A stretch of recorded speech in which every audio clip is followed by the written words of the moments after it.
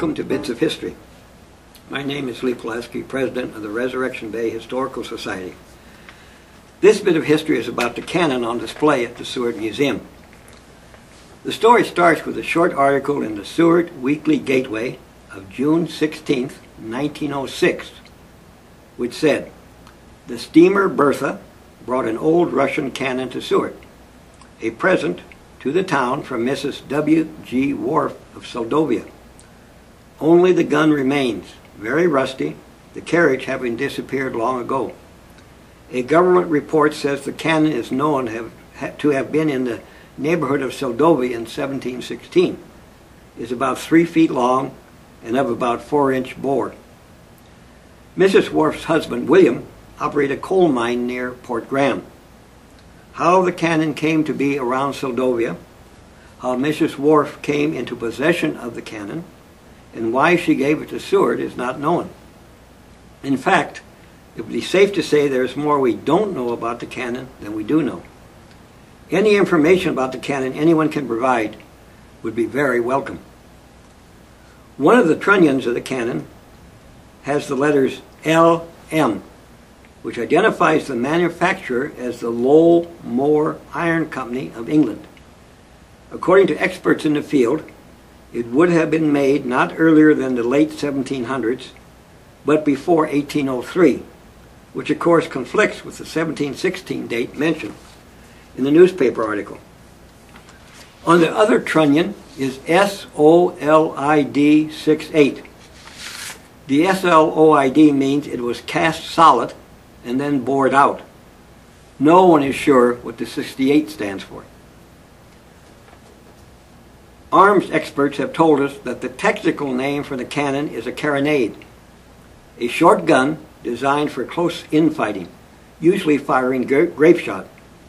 Carronades were first made in Carron, Scotland, hence the name. They were widely used in the British and American navies. The cannon was displayed in different places over the years. It was first placed by the large flagpole at the intersection of 4th and Adams.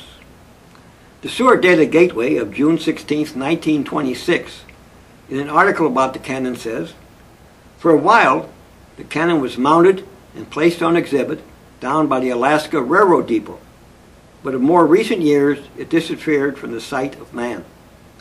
The cannon has been resurrected and a permanent resting place of concrete has been built for it in Nile Park, where all may gaze upon the relic of old. Nile Park is now called Hoban Park. Mary Berry, in Volume 3 of her History of Seward, says the cannon wasn't in that park, but in one west of Hoban Park, where the Sea Life Center is now located. Also, there are several photographs of Nile or Hoban Park during this period, and none show the cannon. Perhaps the answer is that the name Nile Park at that time encompassed both parks." There are many different stories about the cannon being taken from the park as a Halloween prank and ending up on the school porch or the principal's office or other places around town. During one of these events, a chunk at the mouth of the cannon was broken off. The park in which Mary Berry says the cannon was located disappeared during World War II, when the Alaska Railroad expanded its dock areas. The cannon also seems to have disappeared from view. Seward Shea, a longtime resident, says it ended up in the basement of the Seward Bakery, now the Ranting Raven.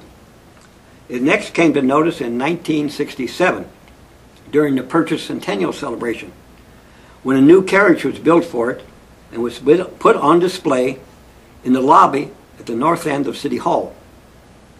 A story in the November 7th, 1974 issue of the Seward Phoenix Log reports, "A one-gun salute to the sins of the father was fired Halloween night when the cannon at City Hall was stolen for the first time in more than 15 years. Back in the good old days, it was a time-honored tradition for Seward youngsters to steal the cannon on Halloween. The thieves this year, however, returned the cannon in a rather unusual way when they placed it sometime Sunday night on the porch of City Manager Jim Phillip. The crime was well planned, with fire hydrants turned on in strategic places throughout the town to keep the police busy while the cannon was stolen from the City Hall lobby. only a few yards from the police station.